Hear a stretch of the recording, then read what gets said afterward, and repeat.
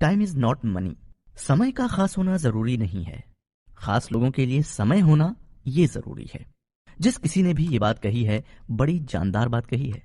समय हर किसी के पास होता है, लेकिन उसकी कीमत हर कोई नहीं जानता है।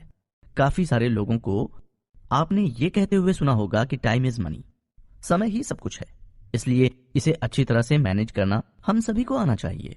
हम सभी की जिंदगी में हर रोज 24 घंटे होते हैं, लेकिन क्या आपने कभी सोचा है कि इतना सारा समय हमारे पास होने पर भी हमें समय की कमी आजकल इतनी ज्यादा क्यों महसूस होती है?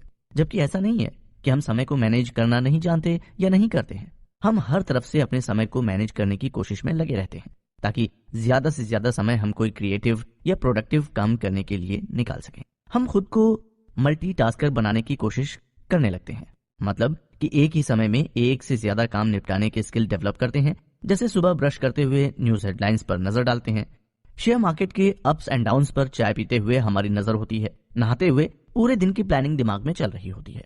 पर ऐसा करते हुए एक समय के बाद हम खुद उस समय के जाल में फंस जाते हैं और हमें अपनी लाइफ बड़ी ही मुश्किल लगने लगती है। ऐसा कहा और माना जाता है कि औरतें पुरुषों की तुलना में काफी अच्छी मल्टीटास्कर होती हैं और वो टाइम को मैनेज करना अच्छे तरीके से जानती हैं। वो किचन में नाश्ता बनाते हुए दूध भी साथ ही साथ गर्म कर लेती हैं, मोबाइल पर बात भी कर लेती हैं और अपने पूरे दिन की प्लानिंग भी कर लेती हैं। पर टाइम को मैनेज करने के लिए मल्टीटास्किंग करने के बावजूद भी हर किसी को अपने लिए समय की कमी तो फिर भी महसूस होती ही है। इस बात में कोई शक नहीं है कि हमें पूरे दिन में 24 घंटे मिलते हैं, पर इन 24 घंटों पर हमारा पूरा कंट्रोल नहीं होता है। हम अपने दिन के केवल 58% समय को ही कंट्रोल कर पाते हैं और बाकी बचा 42% हमारे हाथ से फिसलता जाता है और हम उसे देखने के सिवाय कुछ और नहीं कर सकते हैं।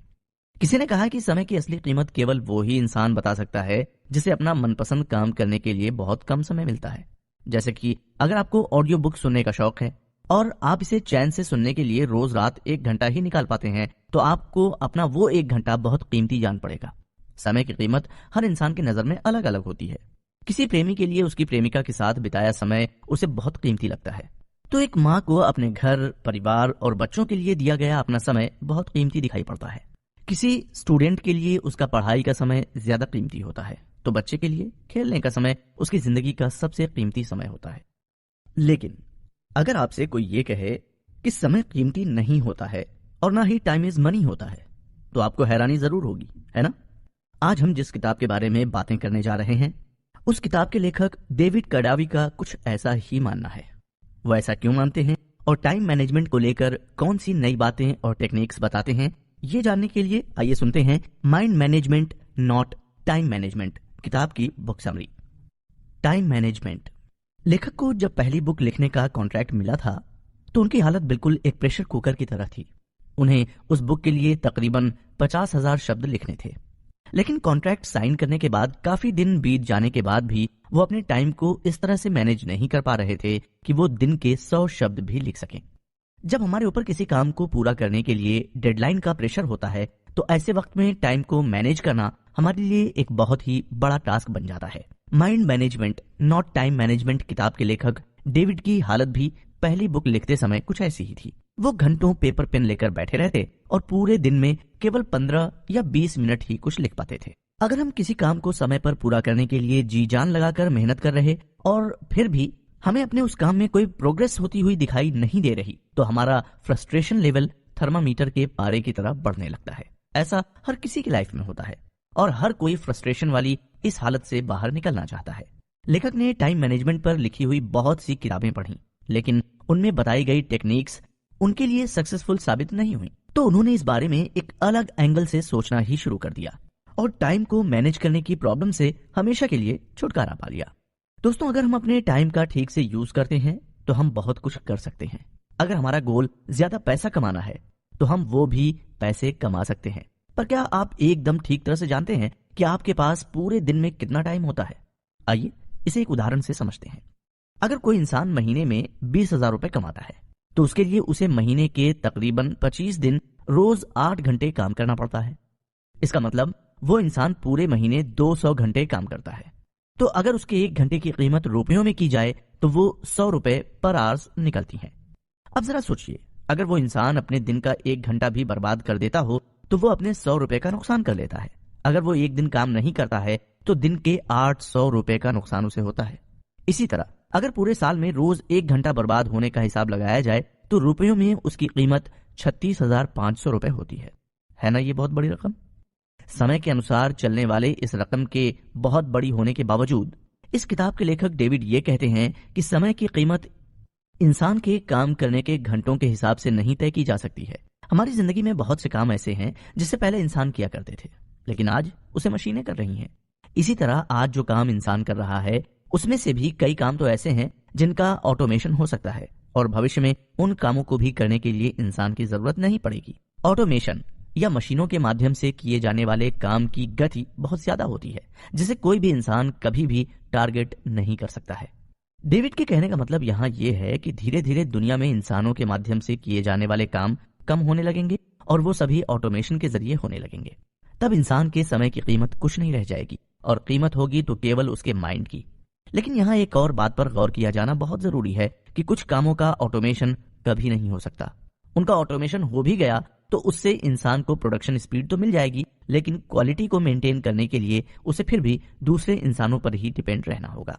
ऐसे कामों की लिस्ट में डेविड ने उन सारे कामों को रखा है जिसे करने के लिए क्रिएटिविटी की जरूरत पड़ती है, क्योंकि क्रिएटिविटी एक ऐसी कीमती चीज है जो केवल इंसान ही दे सकता है, मशीनें कभी नहीं।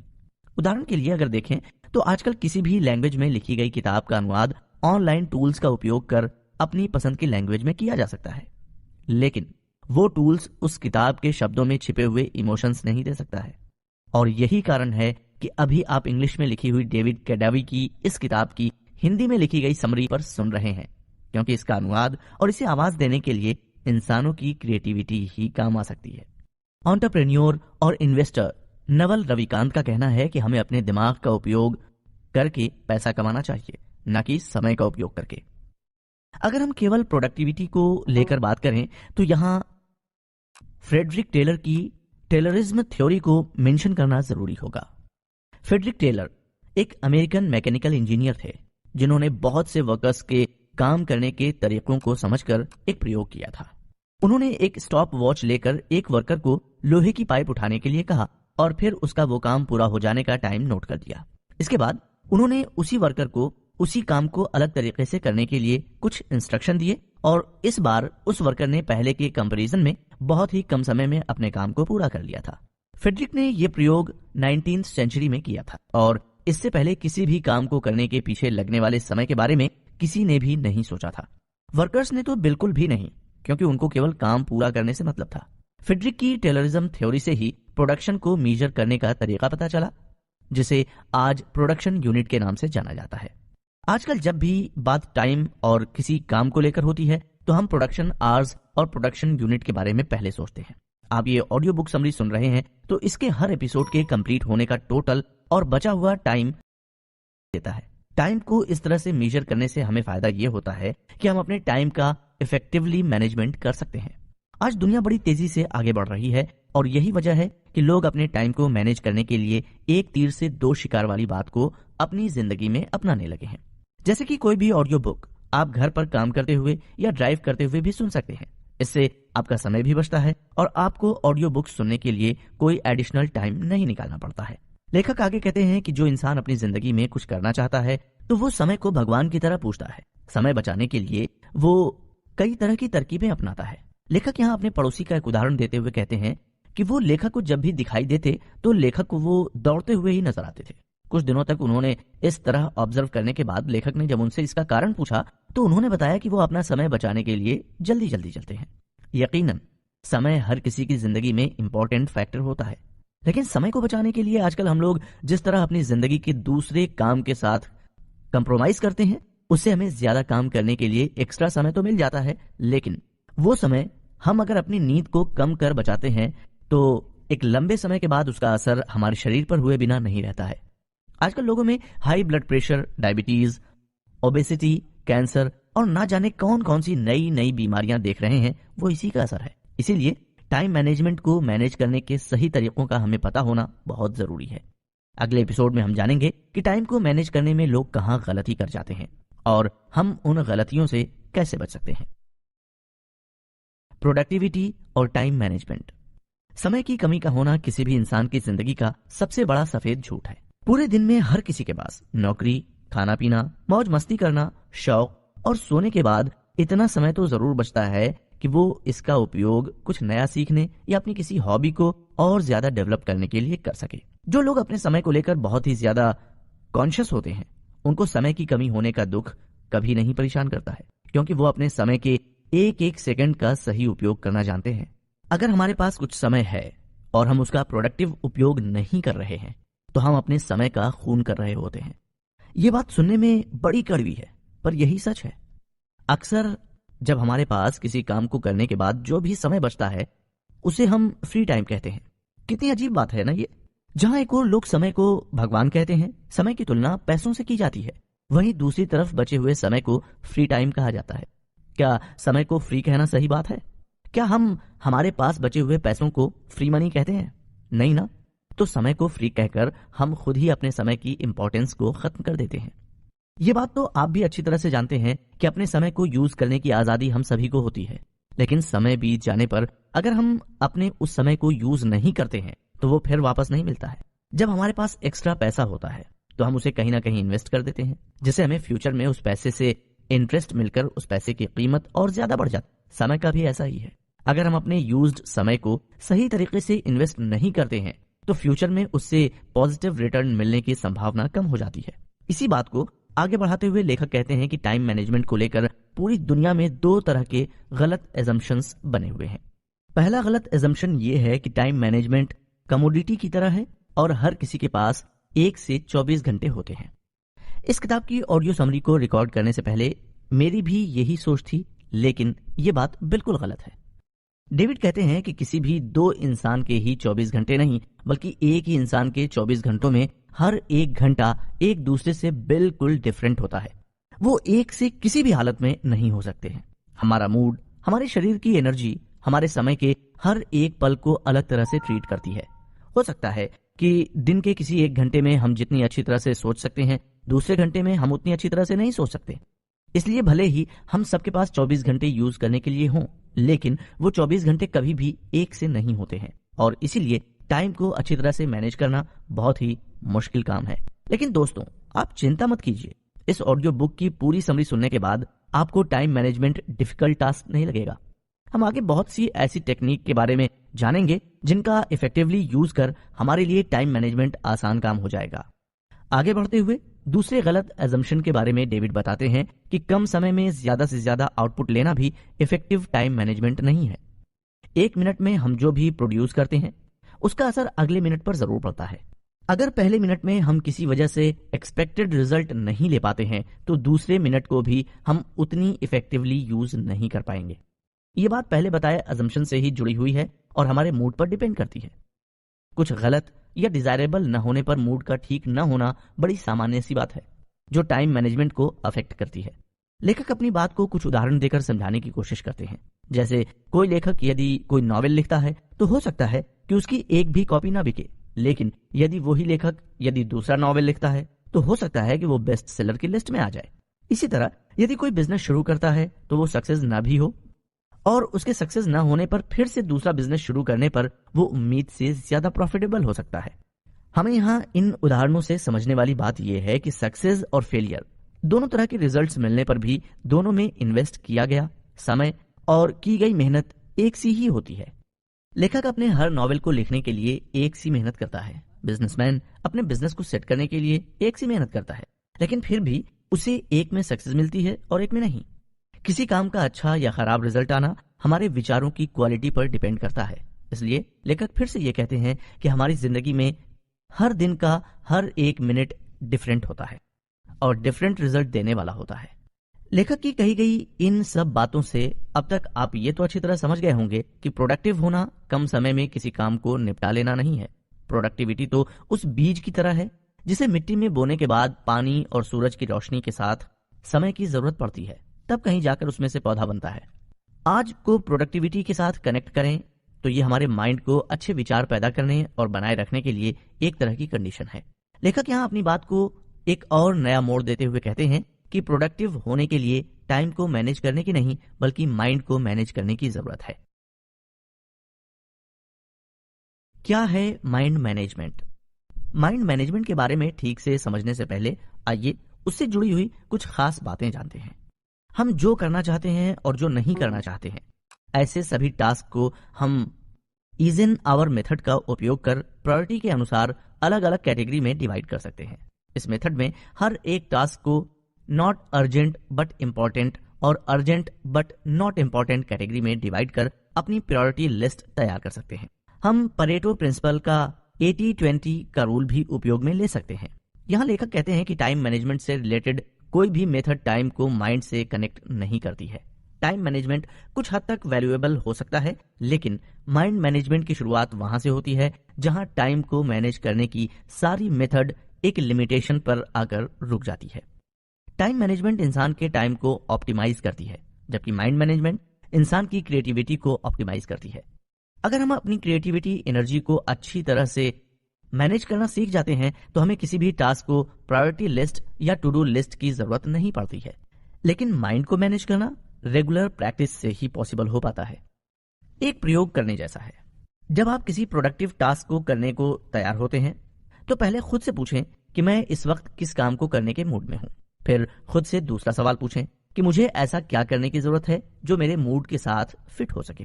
हम में से कई लोग टू डू लिस्ट बनाते हैं और खुद को उस लिस्ट में फिट होने के लिए फोर्स करते रहते हैं। कई बार हमारे पास उस टू डू लिस्ट के टास्क को करने के लिए समय तो होता है, लेकिन एनर्जी नहीं होती है। ऐसे में उन सब टास्क को पूरा करना किसी पहाड़ को तोड़ने जैसा काम लगने लगता है। लेकिन जैसे ही हमारा माइंड उस टास्क को करने के लिए अलाइन हो जाता है, हमारा मूड उस टास्क को करने के लिए बन जाता है, तो जैसे अचानक से सभी कुछ आसान होना शुरू हो जाता है। हम जिस काम को कल पर टालने का मूड बना रहे होते हैं वो अचानक से कहीं गायब हो जाता है। सब कुछ बिल्कुल एक फ्लो में होने लगता है और हम उस काम को बड़ी आसानी से कर लेते हैं। ऐसा कमाल माइंड को मैनेज करने पर ही हो पाता है। कई बार ऐसा भी होता है कि कोई आसान सा काम हमें उसी वक्त करना होता है, हम उसे 1 घंटे बाद या कल पर बिल्कुल भी नहीं टाल सकते हैं। तब लेखक यहाँ हमें खुद से ये सवाल करने को कहते हैं कि इस काम को करने के लिए कौन सा मूड सबसे अच्छा होगा। इसके बाद दूसरा सवाल हमें ये पूछना चाहिए कि ऐसा पिछली बार मैंने कब महसूस किया था। ऐसा करने पर हमारे मूड से जुड़ी हुई कंडीशंस रेप्लिकेट होना शुरू हो जाएगी और हम उस काम को करने का मूड बना लेंगे। ऐसा करना कॉम्प्लिकेटेड और डिफिकल्ट हो सकता है, लेकिन इम्पॉसिबल नहीं। ये ठीक वैसा ही है जैसे किसी गिटार को बजाने के लिए उसके तारों पर अपनी उंगलियां घुमाना। ये बातें आपको थोड़ी मुश्किल भरी लग रही होंगी, लेकिन दोस्तों टेंशन की कोई बात नहीं है, क्योंकि लेखक आगे हमें हमारी मेंटल सिचुएशन को कंट्रोल करने के आसान तरीकों के बारे में बताने वाले हैं। डेविड आगे बताते हैं कि किसी काम को करने का सही मूड दिन के किसी एक समय में बनता है। ये बात उन्होंने अपनी पहली किताब लिखने के दौरान महसूस की थी। डेविड ने अपने रोज के काम की एक इमेजिनरी ग्रैब बैग बना ली थी और जब भी उनका मूड बदलता वो अपने मूड के अनुसार वो काम उस ग्रैब बैग में से निकाल कर करने लगते। उन्होंने अपने विचारों और उनको एग्जीक्यूट करने के पीछे छिपी हुई बाउंड्रीज को भी पहचानना शुरू कर दिया था। इस तरह जब उन्हें लगता था कि वो कोई बहुत बड़ा टास्क करने जा रहे हैं तो वो बड़ी आसानी से उस टास्क में छिपे हुए दूसरे छोटे छोटे कामों को पहचानना सीख गए।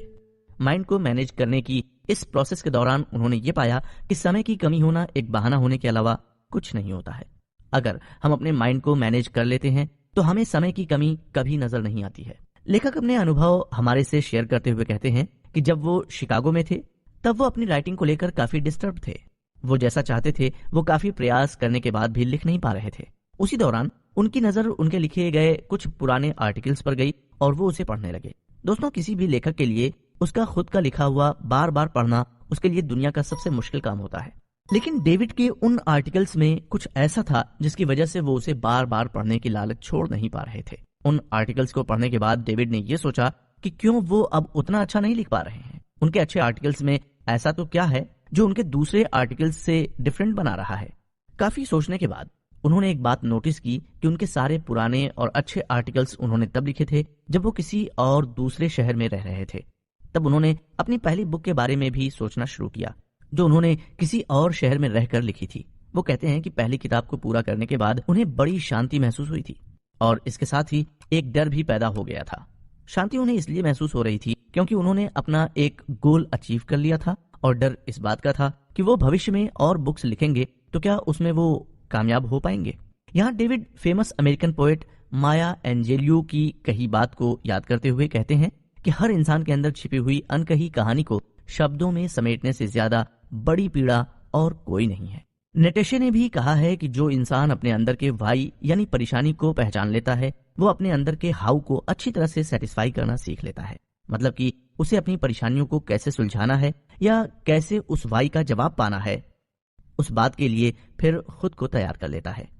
लेखक कहते हैं कि उन्होंने अपने इस वाई को पहचान लिया था और ये स्वीकार कर लिया था कि उन्हें एक अच्छी लाइफ जीने के लिए और अपने काम को और ज्यादा बेहतर बनाने के लिए अपने अंदर के हाउ यानी परेशानियों से निपटने के रास्तों और तरीकों को थोड़ा बदलना होगा। इसके बाद डेविड अपनी क्रिएटिव एनर्जी का बेहतर उपयोग करने के लिए प्रयास करने लगे। दोस्तों, माइंड मैनेजमेंट को लेकर इस बुक समरी में और भी बहुत सी इंटरेस्टिंग टिप्स और बातें हैं, तो इस बुक समरी के साथ बने रहें क्योंकि अगले कुछ एपिसोड्स हम सभी के लिए लाइफ चेंजिंग अपॉर्चुनिटी होंगे।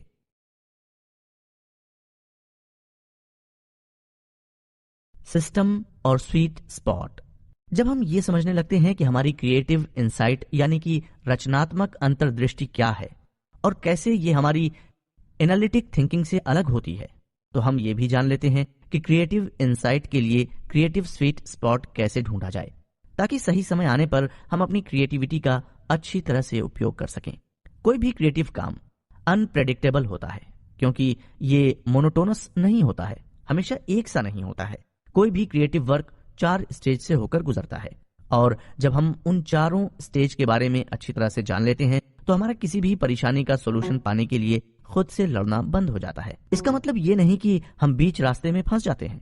लेखक कहते हैं कि खुद को अच्छी तरह से जान लेने के बाद हमारी जिंदगी में चमत्कार होना शुरू हो जाते हैं और हमारी हर परेशानी का सोल्यूशन खुद चलकर हमारे पास आने लगता है। लेखक आगे कहते हैं कि जिस तरह टाइम को मैनेज करने के लिए अलग अलग मेथड और स्टेप्स होती हैं, ठीक उसी तरह माइंड को मैनेज करने के लिए कई तरह की मेंटल स्टेट्स होती हैं जो माइंड को लेखक ने अपने अनुभव और रिसर्च से 7 तरह की मेंटल स्टेट्स के बारे में पता लगाया है, जिसकी सहायता से किसी भी क्रिएटिव प्रोजेक्ट को बिना किसी रुकावट के बड़ी आसानी से आगे बढ़ाया और पूरा किया जा सकता है। इस बारे में हम आगे जानेंगे। डेविड बताते हैं कि हमारे अंदर रही क्रिएटिव एनर्जी में समय समय पर उतार चढ़ाव आते रहते हैं। हम अपनी क्रिएटिव एनर्जी का कम मेहनत कर कैसे बेस्ट यूज कर सकते हैं, इस बारे में लेखक एक क्रिएटिव सिस्टम क्रिएट करने की बात करते हैं। ये क्रिएटिव सिस्टम क्या है और कैसे हम इसे डेवलप कर सकते हैं। एक प्रोफेसर की छोटी सी कहानी आपने भी कभी सुनी होगी, लेकिन यहाँ लेखक हमें उस कहानी को सुनाकर उसे एक दूसरे ही नजरिए से देखने के लिए कह रहे हैं। एक दिन एक प्रोफेसर क्लास में एक कांच का जार लेकर आए। उन्होंने वो खाली जार स्टूडेंट्स को दिखाकर उनसे जब ये पूछा कि वो जार खाली है या भरा हुआ है, तो सब स्टूडेंट्स ने हंसकर उसके खाली होने का समर्थन किया। तब प्रोफेसर ने उस जार को कुछ बड़े पत्थरों से भर दिया और फिर से स्टूडेंट्स से वो ही सवाल किया। तब सभी स्टूडेंट्स ने उन्हें ये जवाब दिया कि जार अब भरा हुआ है। तब प्रोफेसर ने हंसते हुए उस जार में छोटे छोटे और पत्थर डाल दिए और स्टूडेंट्स की तरफ देखा।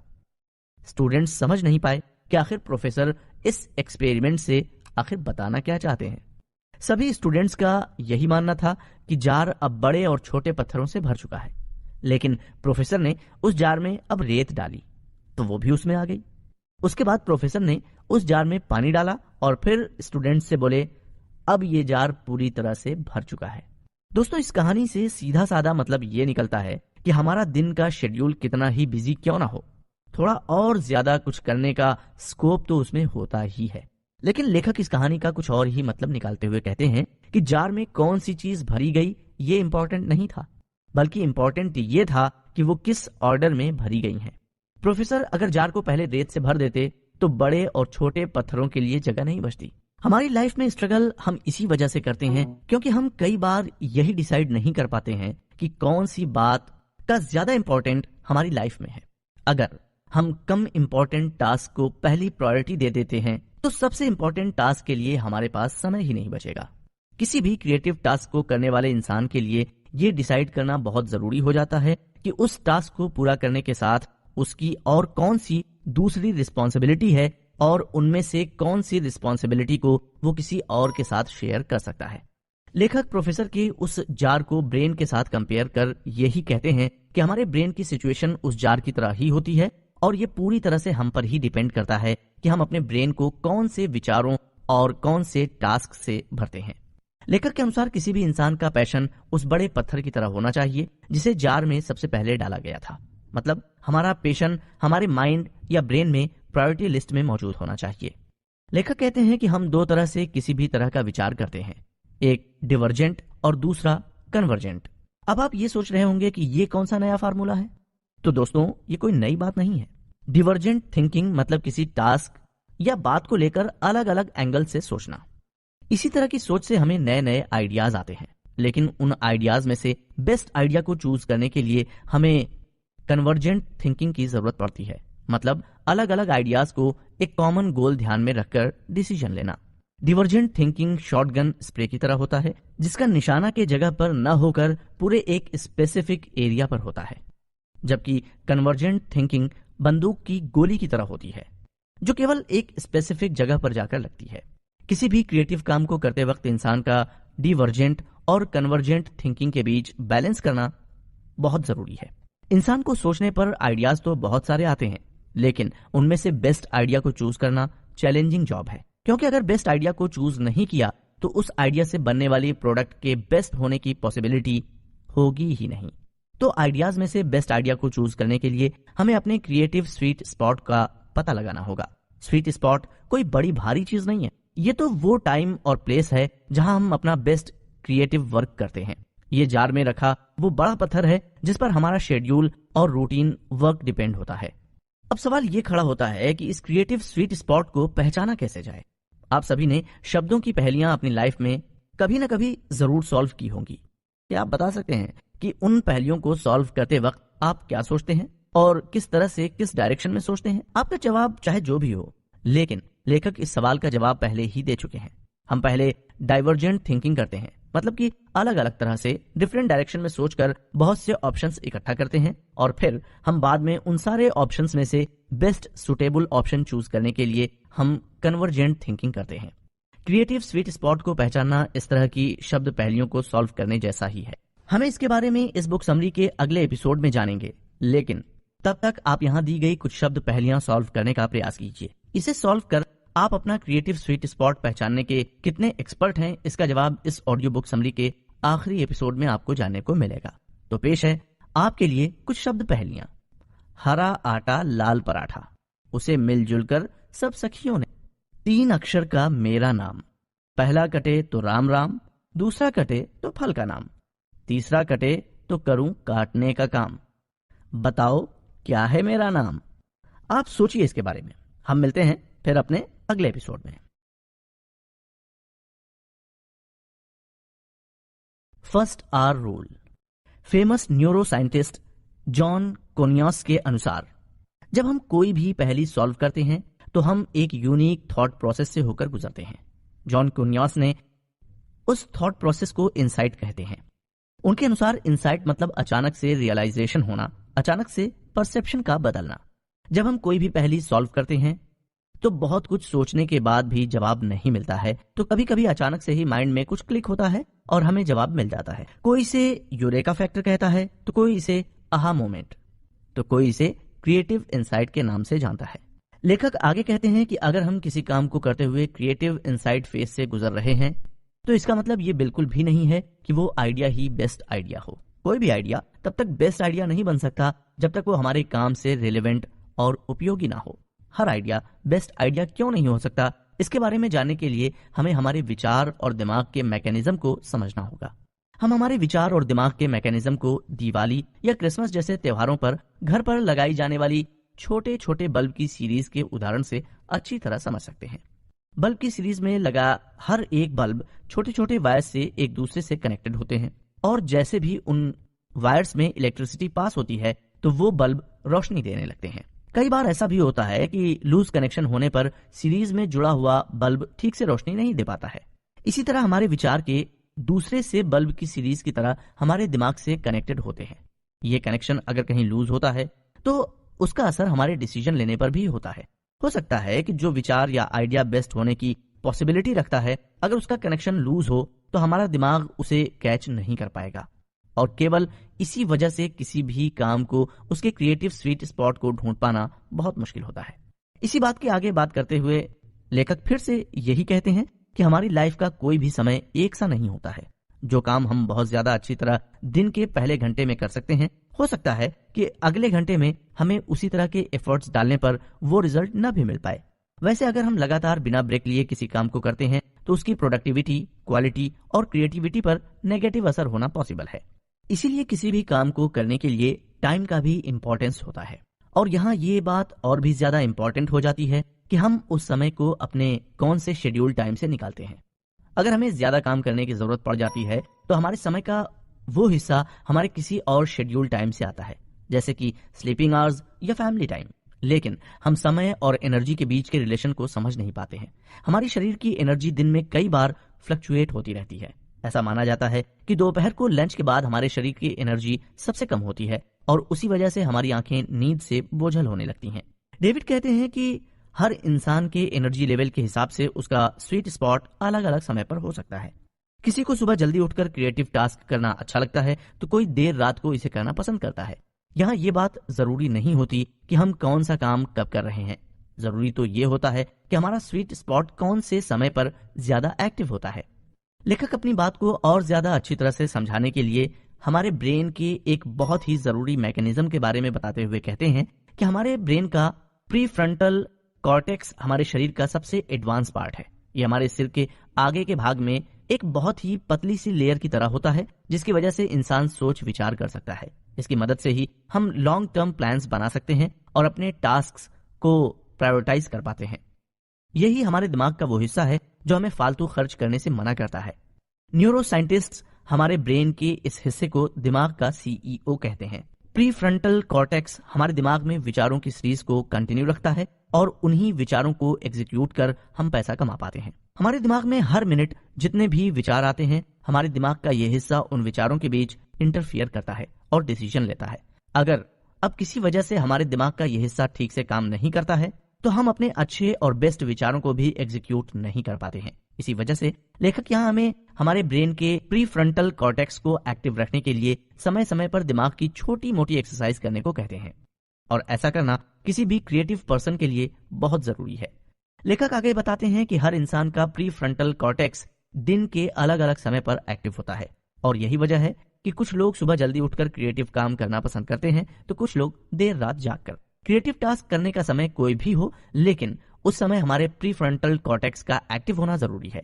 और जब ये दोनों बातें एक साथ और एक ही जगह पर होती हैं तो वो ही हमारा स्वीट स्पॉट होता है।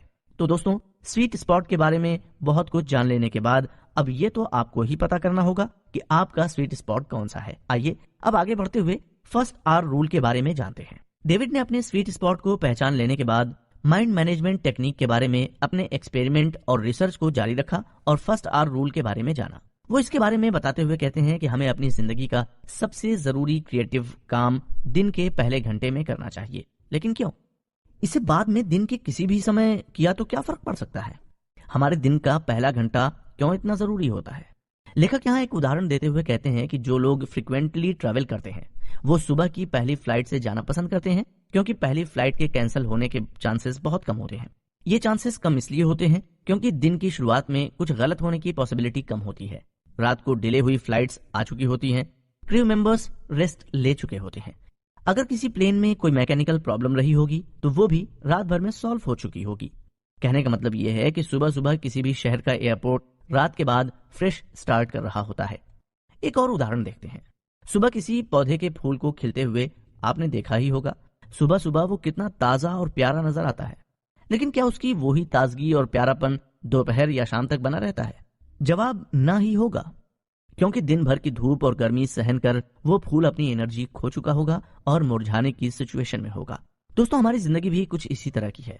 हम अपने दिन की शुरुआत किसी अच्छे इंटेंशन से ही करते हैं, लेकिन एक बार हुआ डिले दूसरे कामों को अफेक्ट करता है। अगर हम अपना सबसे जरूरी काम दिन की शुरुआत में कर लेते हैं तो उस वक्त उसके बिगड़ने या हमारे किसी वजह से डिस्टर्ब होने की पॉसिबिलिटी ना के बराबर होती है। इसलिए लेखक फर्स्ट आवर रूल को हमें अपनाने को कहते हैं। किसी काम की कामयाबी का जोश हमें दिन भर एनर्जी देता रहता है, और जब हम अपने दिन का सबसे जरूरी काम दिन के पहले घंटे में कामयाबी से कर लेते हैं तो हम अच्छा महसूस करते हैं। इसी से हमें एनर्जी मिलती है जो पूरे दिन बनी रहती है। इसी के साथ फर्स्ट आवर रूल हमें अपने दिमाग को फोकस करने में हेल्प करता है, क्योंकि उस फर्स्ट आवर में हमें केवल इंपॉर्टेंट टास्क करना होता है, जिसे करते हुए मोबाइल, ईमेल्स, न्यूज़पेपर, किसी को भी हमारे रास्ते में आना मना होता है। इस रूल को आदत बनाना शुरू में मुश्किल लग सकता है, लेकिन जिस काम को करने के लिए हम बार बार अपने दिमाग को ट्रेन करते रहते हैं वो फिर बड़ी जल्दी ही हमारी आदत में शामिल हो जाता है। आप सुन रहे हैं डेविड कैवेडी की लिखी किताब mind management not time management की Hindi audio book summary. Clock time और इवेंट टाइम। दोस्तों, पिछले एपिसोड में हमने फर्स्ट आवर रूल के बारे में जाना, लेकिन यह जरूरी नहीं कि रूल हर इंसान अपनी लाइफ में कामयाबी से इंप्लीमेंट कर सके। पिछले कुछ एपिसोड में हमने ये भी जाना कि कुछ लोग सुबह की जगह रात को ज्यादा क्रिएटिव होते हैं। ऐसी सिचुएशन में ऐसे लोगों का फर्स्ट आवर रूल को अपनी लाइफ में इंप्लीमेंट करना थोड़ा ज्यादा मुश्किल हो सकता है। अब सवाल यहाँ ये खड़ा होता है कि रात का वक्त जो कि सोने का समय होता है, उस वक्त कोई कैसे ज्यादा क्रिएटिव हो सकता है। रात को नींद ना आने पर भी हम कुछ ना करने के मूड में होते हैं। हम ये पहले ही जान चुके हैं कि किसी भी क्रिएटिव काम को करने के लिए डाइवर्जेंट और कन्वर्जेंट थिंकिंग दोनों का ही होना बहुत जरूरी होता है। हमारे कुछ न करने के मूड में यूजुअली हम डाइवर्जेंट थिंकिंग करते हैं और हायर एनर्जी होने की सिचुएशन में हम कन्वर्जेंट थिंकिंग करते हैं। जो लोग अपनी एनर्जी को दिन के अंत तक मेंटेन करने में सफल हो जाते हैं वो लोग रात के वक्त भी अपनी क्रिएटिविटी को मेंटेन कर सकते हैं। हमें एक बात हमेशा याद रखने की जरूरत है कि जो काम पहली बार में नहीं हो पाता है उसका मतलब ये नहीं होता है कि वो काम हमसे कभी नहीं हो पाएगा। अगली बार फिर से करने से उस काम में हमारे सफल होने की संभावना कुछ ज्यादा बढ़ जाती है। आगे बढ़ने से पहले लेखक हमें लाइफ का एक और इम्पोर्टेंट कॉन्सेप्ट बता रहे हैं। क्या आपने क्लॉक टाइम और इवेंट टाइम के बारे में सुना है? नहीं भी सुना है तो डेविड इसके बारे में बताते हुए कहते हैं कि दुनिया में कुछ लोग क्लॉक टाइम को फॉलो करते हैं और कुछ लोग इवेंट टाइम को। क्लॉक टाइम का मतलब है सब कुछ घड़ी की सुइयों के अनुसार करना, जैसे 9 बजे ऑफिस जाना, 10 बजे मीटिंग अटेंड करना, 12 बजे लंच लेना। लेकिन जो लोग इवेंट टाइम को फॉलो करते हैं उनको क्लॉक टाइम की परवाह नहीं होती है। उनकी सारी एक्टिविटीज इवेंट पर आधारित होती है, जैसे कि मीटिंग करने के जब कोई एजेंडा हो तब मीटिंग करना, भूख लगने पर ही खाना खाना। अगर हम आज से कुछ साल पीछे जाकर पहले के लोगों की लाइफस्टाइल के बारे में जानने की कोशिश करें तो हम ये पाएंगे कि उनकी लाइफ की सारी एक्टिविटीज इवेंट पर ही आधारित होती थी। पहले के लोग सूरज उगने से पहले खेतों में काम करने चले जाते थे। जब सूरज आसमान के बीचों बीच नजर आने लगता था तो उस वक्त वो दोपहर का खाना खा लेते थे। हम अब जो कुछ भी माइंड मैनेजमेंट को लेकर जानेंगे उनमें क्लॉक टाइम और इवेंट टाइम की बात भी होगी, इसलिए इस बारे में हमारा ये जानना बहुत जरूरी था। आइए अब थोड़ा और आगे बढ़ते हैं। इस बुक समरी की शुरुआत में हमने फ्रेडरिक टेलर की टेलरिज्म मेथड के बारे में जाना था, जो कि किसी भी इंसान की प्रोडक्टिविटी को टाइम से मेजर करती है। इंसान की लाइफ में जो भी काम टाइम के मेजरमेंट के अनुसार होते हैं वो सब क्लॉक टाइम पर डिपेंड होते हैं। जो भी काम क्लॉक टाइम पर डिपेंड होते हैं उसे करने के लिए हर इंसान के ऊपर बहुत ज्यादा प्रेशर होता है। आजकल की ज्यादातर जॉब्स टाइम क्लॉक पर ही डिपेंड है और उसी आधार पर ज्यादातर काम होते हैं। यही वजह है कि आजकल की जॉब्स में लोगों को ज्यादा टेंशन और डर होता है। लेखक कहते हैं कि कोई भी क्रिएटिव टास्क क्लॉक टाइम में फिट होकर नहीं किया जा सकता है। उसे करने के लिए इंसान का इवेंट टाइम फॉलो करना बहुत जरूरी है। अब ये क्यों जरूरी है इसका जवाब डेविड हमें पिछले कुछ एपिसोड में बातें करते हुए दे चुके हैं, लेकिन फिर भी हम उस पर एक नजर डाल लेते हैं। पिछले कुछ एपिसोड में आपने क्रिएटिव इंसाइट के बारे में सुना था, जो अचानक से ही हमारे दिमाग में एक जानदार विचार के आने से होती है। क्रिएटिव टास्क जबरदस्ती से नहीं किए जा सकते और न ही करवाए जा सकते हैं। इन्हें कोई भी इंसान तभी अच्छी तरह से कर सकता है जब वो उसके क्रिएटिव स्वीट स्पॉट में हो और क्रिएटिव इंसाइट को महसूस कर रहा हो। यही वजह है कि क्रिएटिव टास्क इवेंट पर आधारित होते हैं। इस बुक समरी के एक एपिसोड में आपको कुछ पहेलियां सॉल्व करने के लिए दी गई थी। उम्मीद है कि आपने उसे अब तक सॉल्व कर लिया होगा। वैसे न भी किया हो तो उसके जवाब के बारे में हम इस बुक समरी के आखिरी एपिसोड में ही बात करेंगे, तो तब तक आप उसे सॉल्व कर सकते हैं।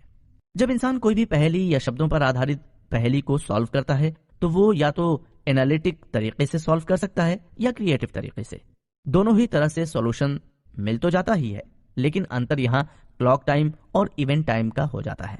एनालिटिक तरीके से कोई काम करना मतलब उसे डिफाइन किए गए स्टेप्स के अनुसार ही पूरा करना। जो काम किसी स्टेप्स को फॉलो कर किया जाता है वो टाइम और डेडलाइन से जुड़ जाता है। रिसर्च से यह भी पता चला है कि इवेंट पर आधारित टास्क करने से इंसान अपने अंदर ज्यादा पॉजिटिविटी महसूस करता है। जब इंसान पॉजिटिव मूड में होता है तो अपने इंसाइट से अच्छी तरह से कनेक्ट हो पाता है।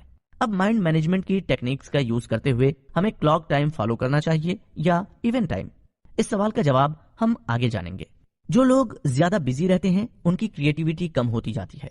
रिसर्च से ऐसा पाया गया है कि कुछ हद तक बिजी होने पर क्रिएटिविटी 19% तक कम हो जाती है और बहुत ही ज्यादा बिजी होने पर यह 45% तक कम हो जाती है।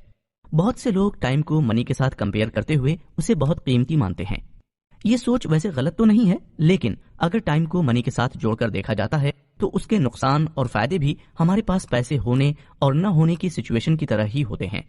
जब हमारे पास ज्यादा पैसे होते हैं तो हम उसे कहीं इन्वेस्ट कर उससे ज्यादा पैसे बना लेते हैं, लेकिन वहीं पैसों की कमी होने पर हमें पैसा किसी से उधार लेना पड़ता है, जिसके लिए हमें इंटरेस्ट भी देना पड़ता है।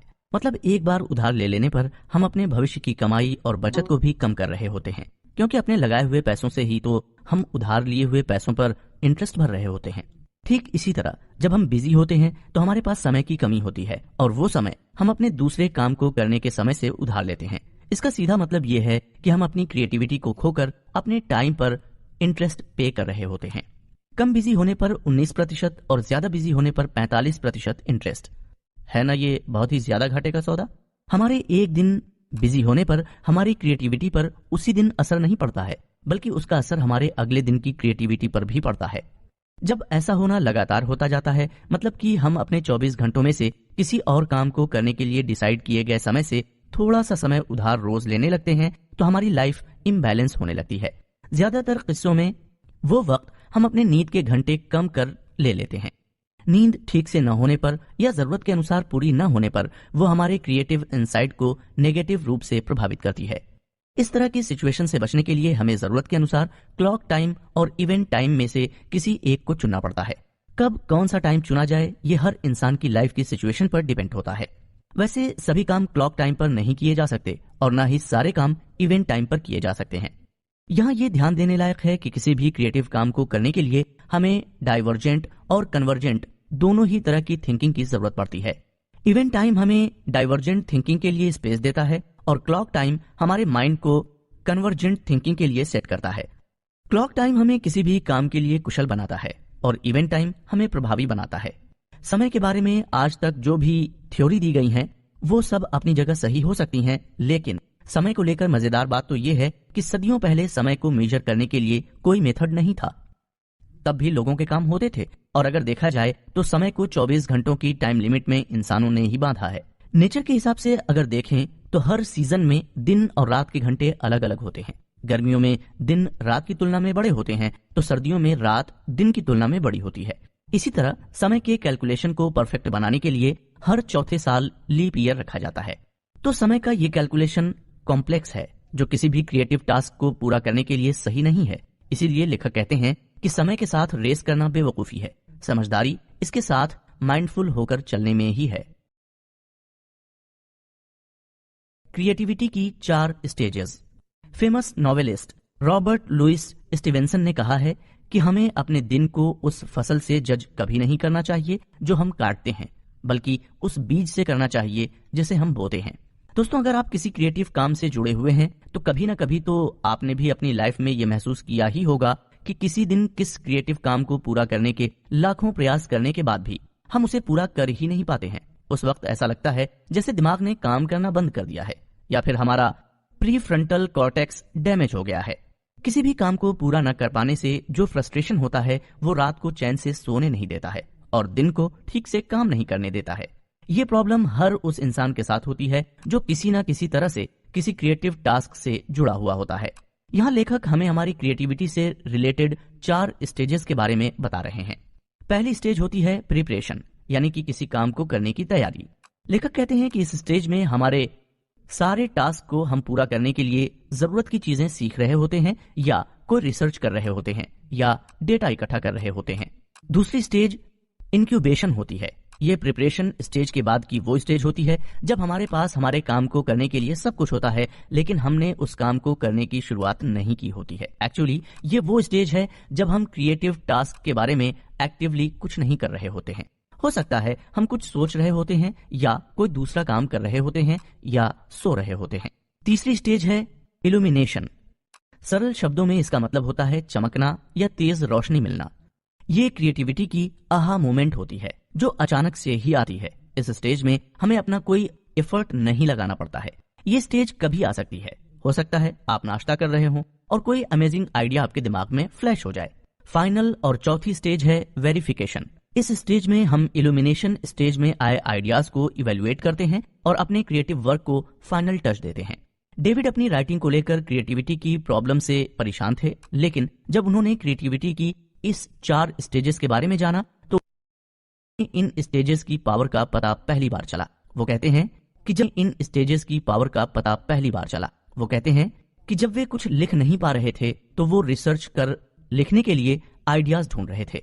वो उनकी प्रिपरेशन स्टेज थी, रात की नींद उनकी इंक्यूबेशन स्टेज थी और उनके सुबह के राइटिंग सेशन इल्यूमिनेशन स्टेज थे। फाइनली जब वो अपनी राइटिंग को एडिट कर रहे थे तो वो उनकी क्रिएटिविटी की वेरिफिकेशन स्टेज थी। दोस्तों, क्रिएटिविटी की ये चारों स्टेज इंसान की जिंदगी में 4 दिन में ही नहीं आती।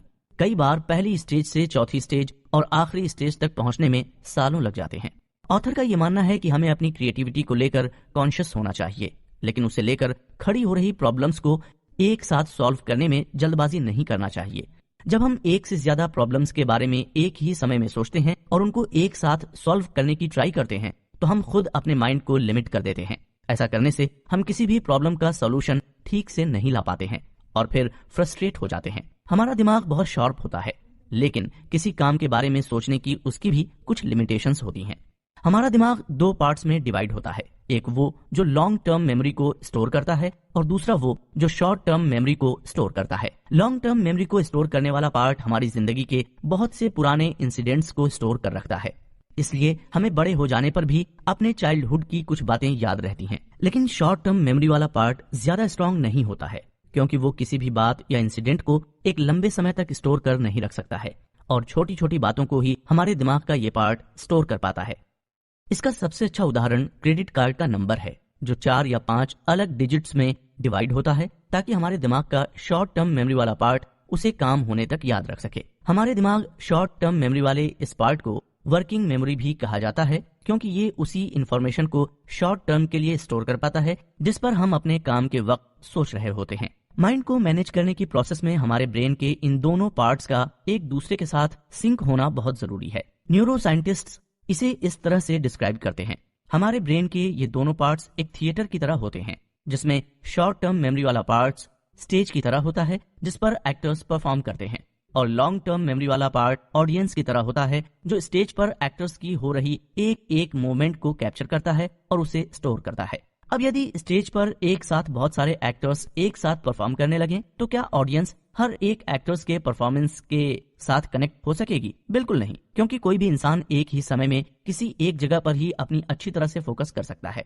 और जब वो एक से ज्यादा जगह पर एक साथ फोकस करने की कोशिश करता है तो थोड़ा सा कंफ्यूज हो जाता है। ठीक ऐसी ही हालत हमारे दिमाग की होती है जब हम एक साथ एक ही समय पर बहुत सी बातों पर फोकस करते हैं। ऐसी सिचुएशन में हमारे ब्रेन का शॉर्ट टर्म मेमोरी वाला पार्ट लॉन्ग टर्म मेमोरी वाले पार्ट के साथ ठीक से सिंक नहीं हो पाता है और हम इरिटेट होने लगते हैं, हमें फ्रस्ट्रेशन होने लगता है। अगर हम माइंडफुल होकर अपनी क्रिएटिविटी से जुड़ी हुई प्रॉब्लम्स को देखते हैं और उसे सॉल्व करने की कोशिश करते हैं तो क्रिएटिविटी की दूसरी स्टेज का इंक्यूबेशन पीरियड इसमें हमारी बहुत हेल्प करता है। हमारी क्रिएटिविटी की ये स्टेज तभी एक्टिव होती है जब हम किसी प्रॉब्लम को सॉल्व करने के लिए बहुत ज्यादा सोच रहे होते हैं। ऐसा करते हुए हमारे ब्रेन की बहुत ज्यादा पावर उसे होने लगती है और हम कुछ भी क्रिएटिव ना तो कर पाते हैं और न ही सोच पाते हैं। ऐसे में हमारे ब्रेन की सिचुएशन ट्रैफिक जैम की तरह हो जाती है। ऐसी सिचुएशन में हमें माइंडफुल रहकर इंक्यूबेशन पीरियड पर फोकस करना चाहिए और थोड़े वक्त के लिए हमारे दिमाग में चल रहे सब विचारों को एक साइड कर कोई ऐसा दूसरा काम करना चाहिए जो हमें रिलैक्स कर सके, या फिर हमें रेस्ट कर लेना चाहिए। ऐसा कर लेने से हमारी क्रिएटिविटी का इंक्यूबेशन पीरियड एक्टिव होकर जो भी इररिलेवेंट थॉट्स होते हैं उनको वो हमारी शॉर्ट टर्म मेमोरी से डिलीट कर देता है और हमारा दिमाग फिर से चार्ज हो जाता है। दोस्तों, क्रिएटिविटी एक ऐसी पेनफुल जर्नी है जो लाइफ लॉन्ग प्लेजर देती है। अगर आप अपनी क्रिएटिविटी में अपने प्रॉब्लम्स की वजह से परेशान हैं और ब्रेन के ट्रैफिक जैम में फंस गए हैं तो क्रिएटिविटी की चारों स्टेज का माइंडफुल होकर इम्प्लीमेंट करने से आपकी प्रॉब्लम 99% सॉल्व हो जाएगी। 7 मेंटल स्टेज और क्रिएटिविटी। ऑथर का कहना है कि हमें किसी को भी काम को रोकने से पहले खुद से ये 3 सवाल पूछने चाहिए।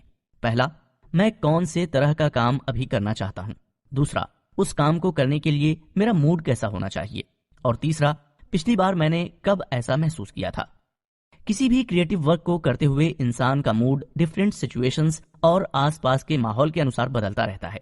जैसे कि कोई राइटर बंद कमरे में बैठकर अच्छा फील करता है, तो किसी का मूड खुली हवा में बैठकर लिखने से अच्छा होता है।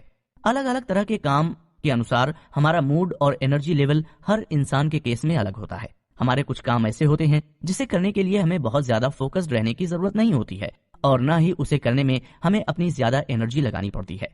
ऑथर इस तरह के काम को शैलो वर्क, यानी कि जो ज्यादा गहरा ना हो, ज्यादा झंझट वाला काम ना हो, इसी तरह जिस काम को करने के लिए हमें ज्यादा फोकस्ड रहने की जरूरत पड़ती है और उसे करने में हमारी बहुत सी एनर्जी भी लग जाती है, उसे ऑथर डीप वर्क कहते हैं।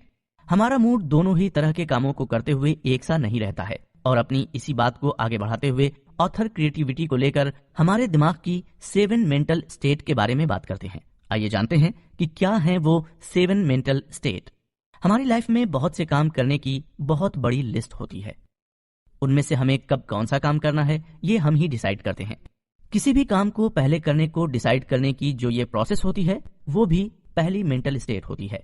जी हाँ, बिल्कुल ठीक पहचाना आपने। इसे प्रायोरिटाइज मेंटल स्टेट कहा जाता है, जहां हम ये निश्चित करते हैं कि आज अभी हमें कौन सा काम पहले करने की जरूरत है, कौन सा काम हमारे इंपॉर्टेंट और अर्जेंट है और कौन सा नहीं। एक बार प्रायोरिटी डिसाइड कर लेने के बाद हम उसे करने के लिए क्यूरियस होते हैं। अपनी क्यूरियोसिटी की वजह से हम उस काम को अच्छी तरह से पूरा करने के लिए बहुत सी चीजें एक्सप्लोर करते हैं और उस पर रिसर्च भी करते हैं। ऑथर इसे सेकंड और थर्ड मेंटल स्टेट कहते हैं, जिसे उन्होंने explore and research mental state कहा है। अगली मेंटल स्टेट होती है जिसे जनरेट मेंटल स्टेट कहा जाता है। इस स्टेट में हमने जो भी तैयारी priority explore and research state में की होती है, उसे एग्जीक्यूट करते हैं।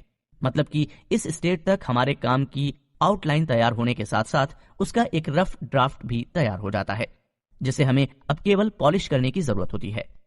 यहाँ ऑथर एक उदाहरण देते हुए कहते हैं कि जब वो कोई आर्टिकल या बुक लिखने का काम शुरू करते हैं, तो पहले वो ये डिसाइड करते हैं कि आखिर उन्हें लिखना क्या है। तब ऑथर पहली मेंटल स्टेट में होते हैं।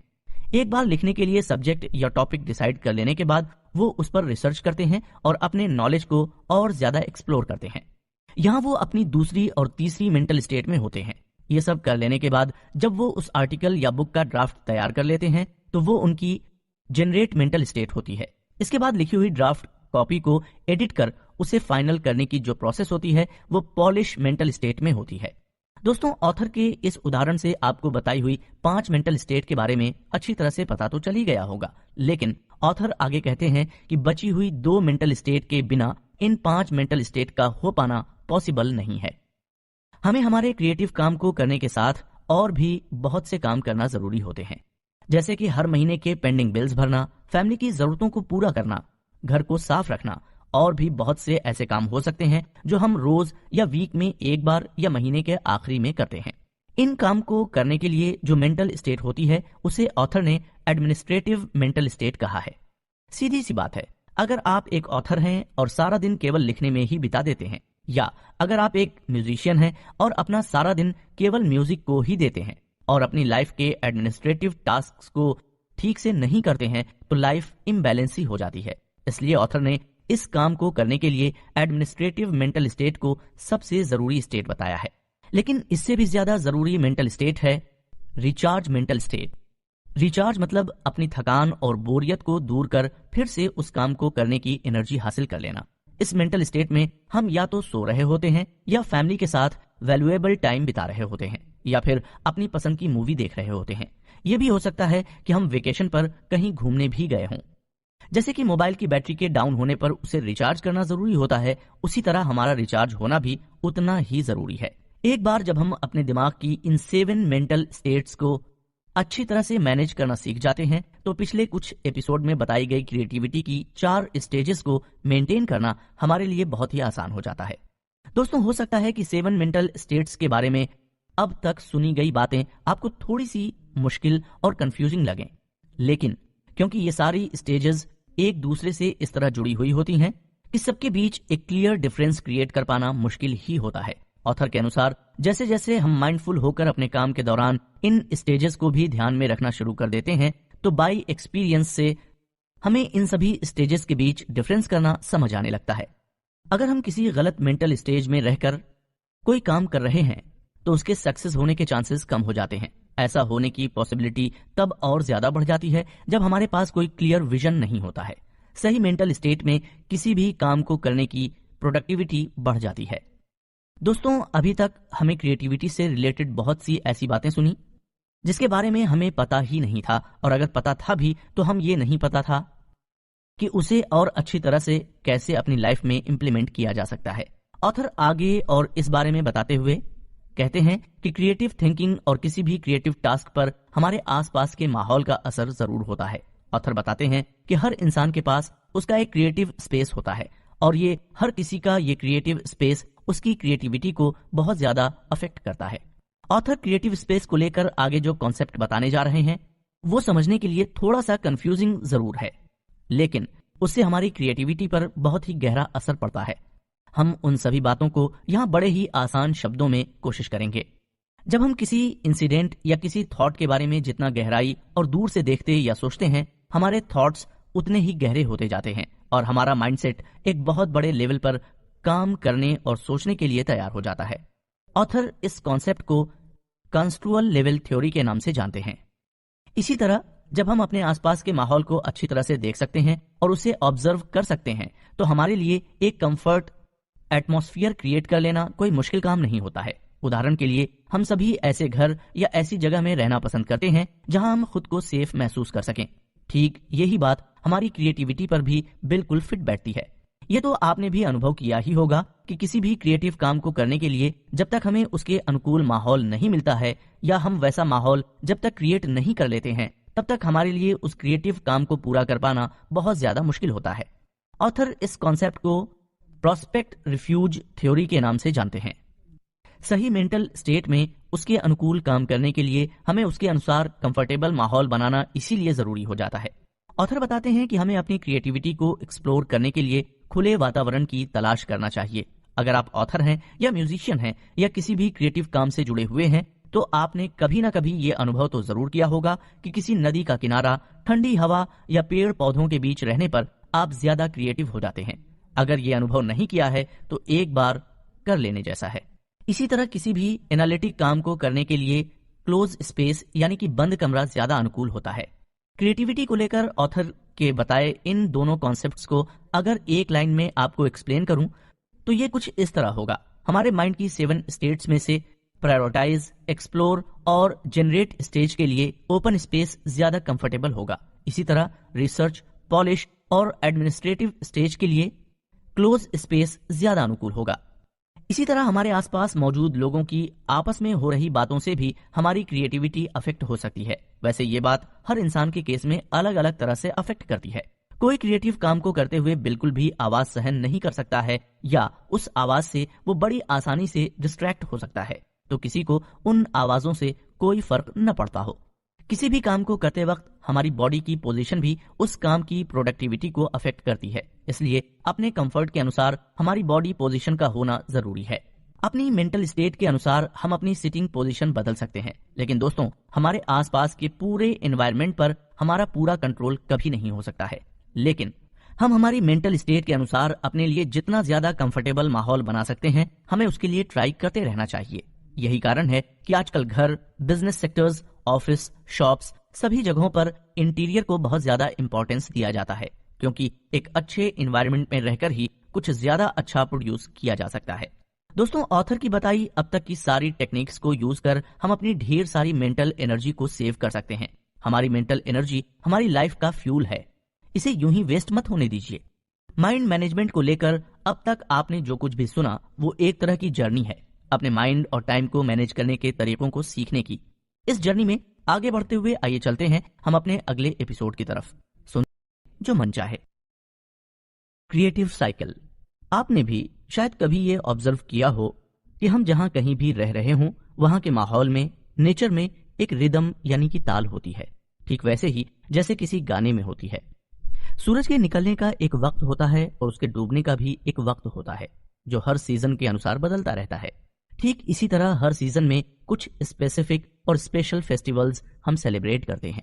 ये सब कुछ समय के हिसाब से एक रिदम में होता है, और जब ये रिदम हमारी लाइफ में भी क्रिएट होने लगती है तो हमारी मेंटल एनर्जी कई गुना बढ़ जाती है। ऑथर इसी रिदम को क्रिएटिव साइकिल कहते हैं।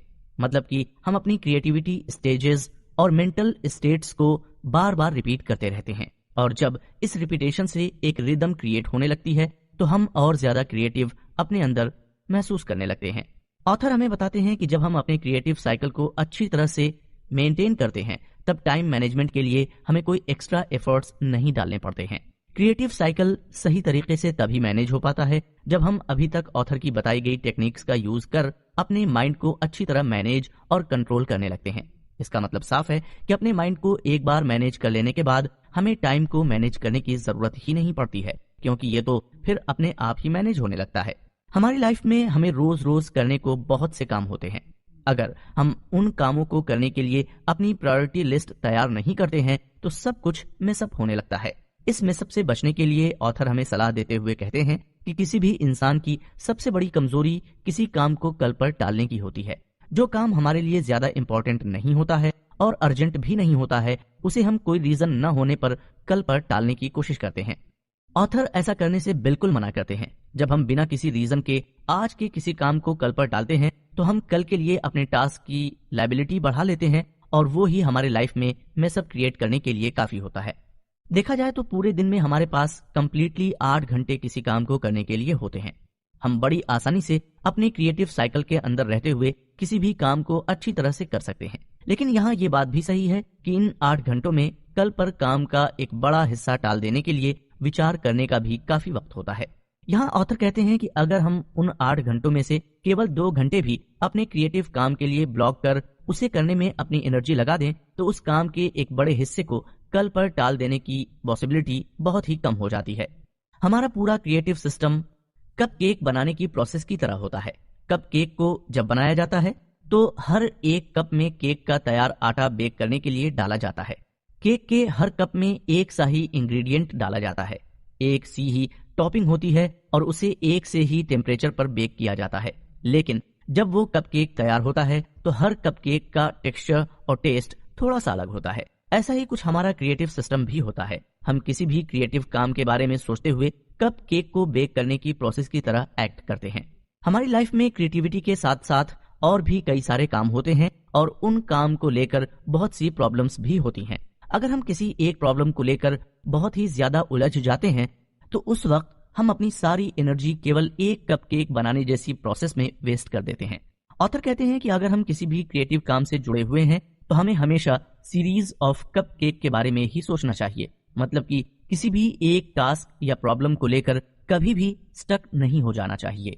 इसी तरह हमारी क्रिएटिव साइकिल को क्रिएटिव डोज भी अफेक्ट करता है।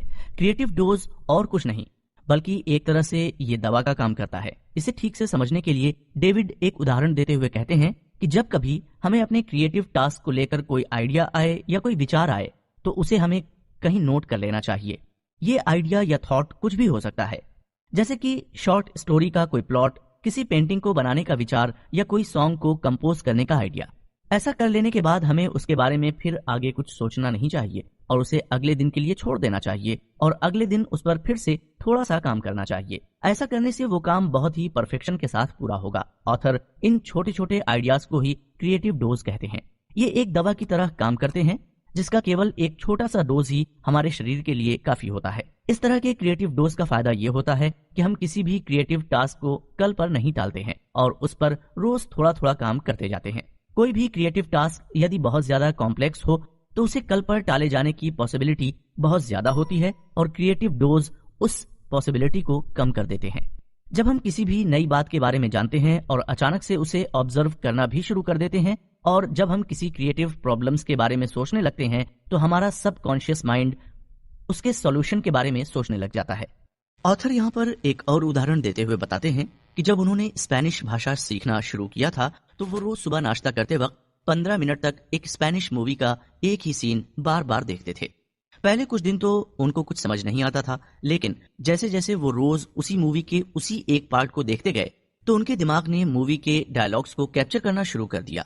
वो मूवी देखने के साथ इंग्लिश में उसके सबटाइटल पर नजर रखते थे, लेकिन जैसे जैसे उनके दिमाग ने स्पेनिश मूवी के डायलॉग्स को कैप्चर करना शुरू कर दिया और उसे वो अंग्रेजी के शब्दों के साथ कंपेयर करने लगे तो उस दिन से उनको थोड़ी थोड़ी स्पेनिश भाषा समझ आने लगी।